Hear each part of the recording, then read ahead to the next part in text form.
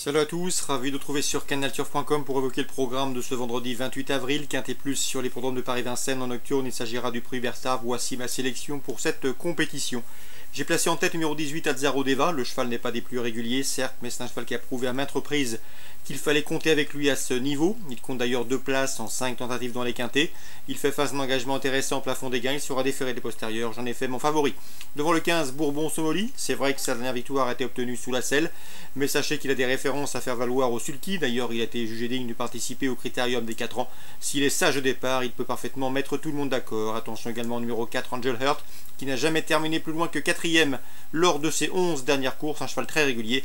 Son unique sortie sur le tracé qui nous intéresse, c'est soldé par une place de 2e fin mars. Obligé d'y croire. Le 10, Badius de Tilou, n'a pas gagné depuis presque un an. C'est un cheval qui avait fait sien à pareille époque l'an dernier le prix Albert de Marque, une épreuve de groupe 2. Ici, déférer les 4 pieds, il mérite crédit. Attention également au numéro 11, Akalmicha, qui lui aussi n'a pas gagné depuis presque un an, mais c'est un cheval qui est confirmé à ce niveau. À la faveur d'un parcours caché comme il les apprécie, il devrait être dans le coup. Je retiendrai également le numéro 3, Vatinus Mas, capable de venir corser les rapports. Le 11, Violet, 17 victoires pour lui en 33 courses courues. Le bémol, c'est qu'il est plus confirmé que corde à droite et meilleure piste plate. Attention également au numéro 12, Astral Virtot, souvent lent au départ, mais c'est un cheval qui a déjà gagné sur ce parcours et qui est capable de faire un bon dernier kilomètre. Résumé chiffré pour ce quintet du vendredi 28 avril, 18, 15, 4, 10.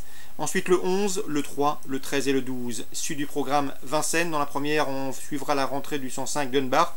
Dunbar, c'est déjà 6 victoires en 8 courses courues. Il a également participé au critérium de 3 ans au mois de décembre. Pour cette course de rentrée, il mérite une attention particulière. Dans la troisième, je vous conseille le 306 Eldorado du Chêne. C'est un bon poulain, estimé au sein de son écurie, et a été disqualifié pour allure pour sa course de rentrée.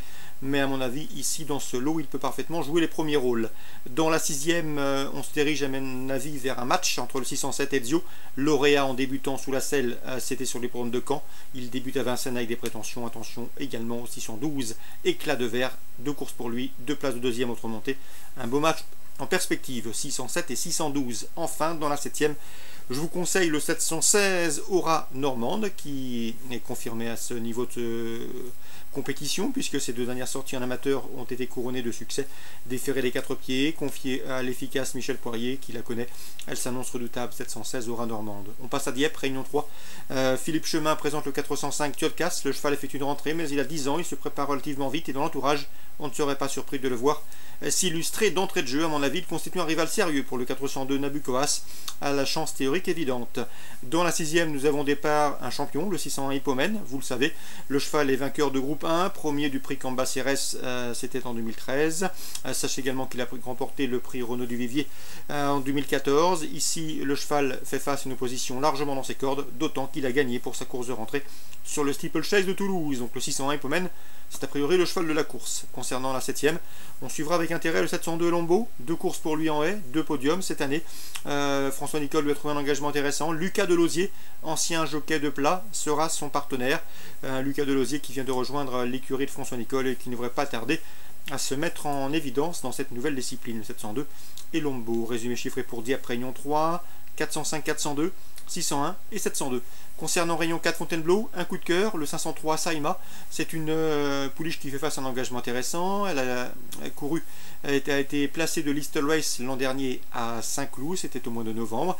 Et elle a effectué une bonne course de rentrée, toujours au Val d'Or à Saint-Cloud, début avril. À mon avis, ici, l'opposition est dans ses cordes. Concernant la Réunion 5 à la Teste, je ferai une nouvelle fois confiance au 702 Al-Walid. J'ai m'étais entretenu avec Thomas Fourcy, son entraîneur, à l'occasion de sa dernière sortie victorieuse. Thomas Fourcy qui présentait Al-Mouafak et Al-Walid. Al-Mouafak qui était un aîné, Al-Walid affrontait ses aînés, un 4 ans de qualité, il l'estime beaucoup. Le cheval lui a donné raison en s'imposant. Maintenant, il a 2 courses en autant de sorties publiques. Ici, il n'aura que des 4 ans sur sa route, et à mon avis, c'est le cheval de la course.